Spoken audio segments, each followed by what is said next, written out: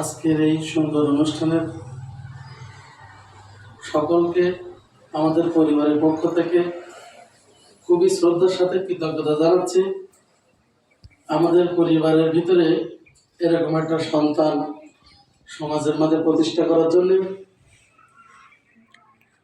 আসলে আমরা কখনোই কল্পনা করতে পারিনি যে আল্লাহ আমাদের পরিবারে এমন একটা সন্তান দান করবেন।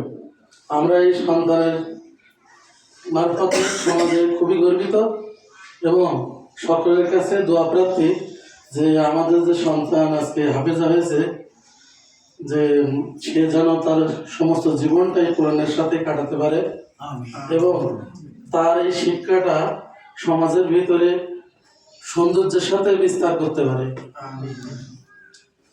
এবং আমরা সবাই মন থেকে চাই এবং ভালোবাসি এই মাদ্রাসাকে সুস্থ, সুন্দর এবং দীর্ঘ পথ চালান এবং আমাদের থেকে যতটুকু সম্ভব আমরা ইনশাল্লাহ চেষ্টা করবো এই মাদ্রাসাকে আরও সুন্দরভাবে এগিয়ে নেওয়ার জন্যে।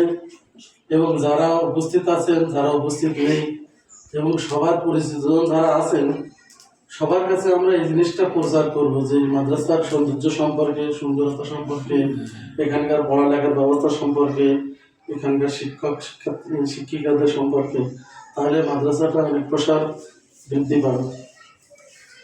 সকলের সর্বমঙ্গল কামনা করে আমি আমার এখানে কথা শেষ করছি। আসসালামু আলাইকুম ওয়া রাহমাতুল্লাহ।